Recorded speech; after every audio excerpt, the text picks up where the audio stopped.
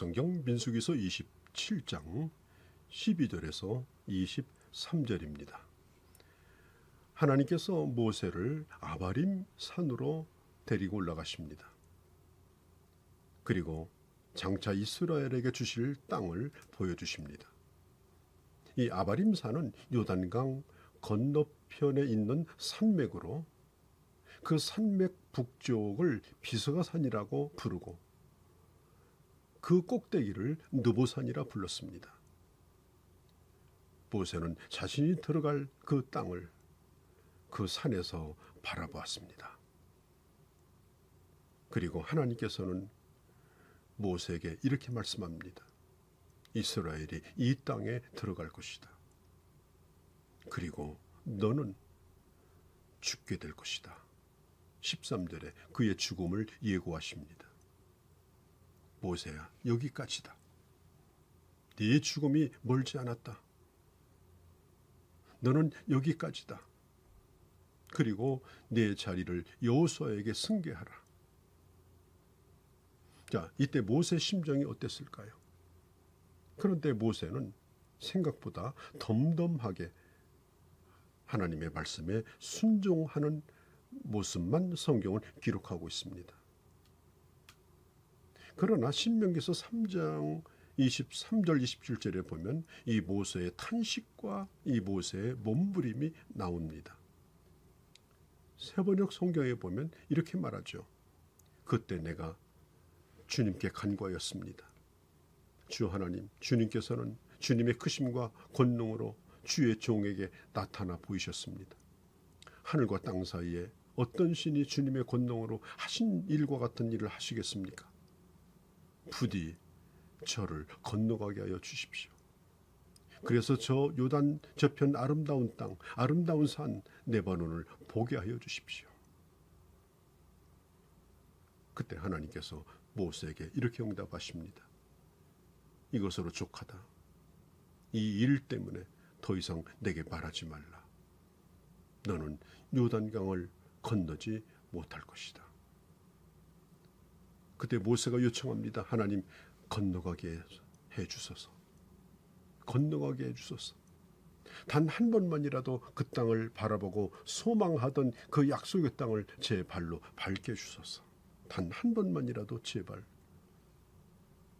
모세는 절박하게 하나님을 향하여 기도하였습니다.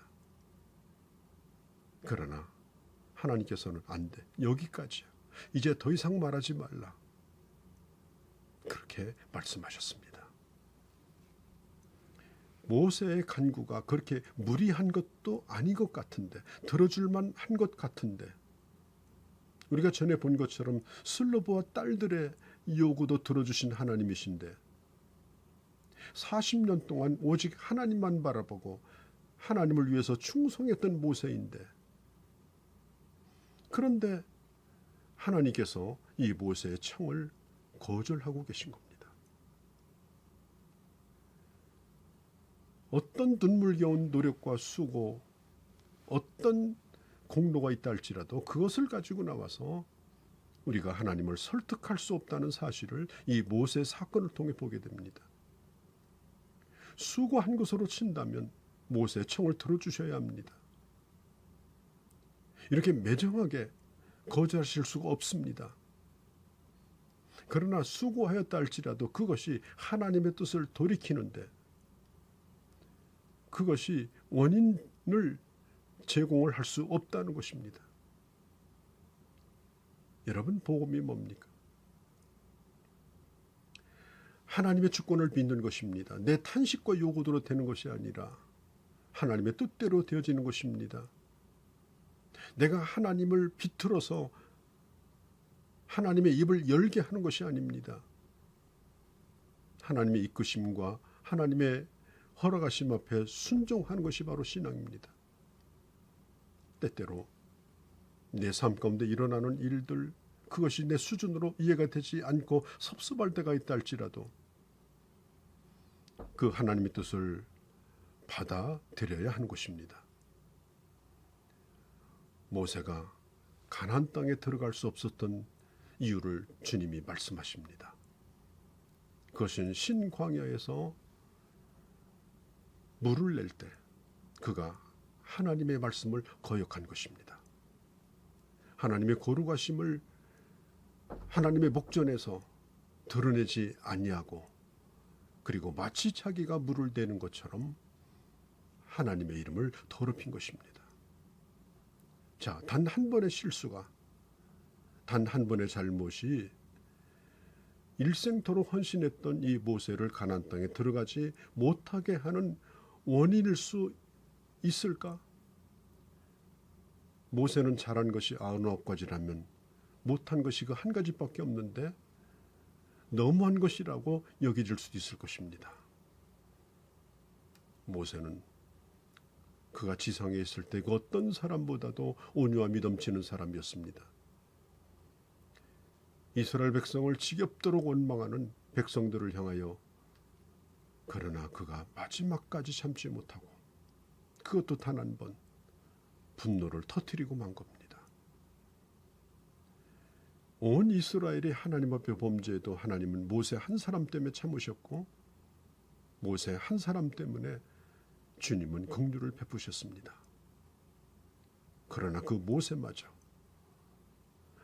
하나님의 온유함과 하나님의 긍휼을 드러내지 아니하고 혈기를 내며 지팡이로 바위를 내려쳤을 때 40년 동안 참으시면서 함께 일했던 하나님의 마음에 큰 상처를 받으신 것입니다. 인간에게는 죽음이 필연적입니다.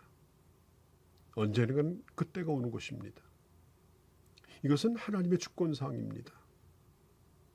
이제 하나님의 이런 판결이 있었기 때문에 이제 모세는 죽는 절차만 나와 있습니다. 신명기서 3장 24절 26절에 보면 모세는 그 땅을 보여달라고 요청했고, 하나님께서는 그 땅을 다 볼 수 있도록 아주 뛰어난 시력을 주셔서 거기로부터 저 지중해, 저 갈릴리 북쪽, 저 남쪽에 이르기까지 모든 땅을 한꺼번에 볼 수 있도록 은혜를 베풀어 주심으로 만족하게 하여 주셨습니다. 자, 바울 얘기를 좀 해볼까요? 바울은 몹쓸 병에 걸려서 그 병의 고통으로 말미암아서 하나님의 사역이 큰 지장을 가져왔습니다.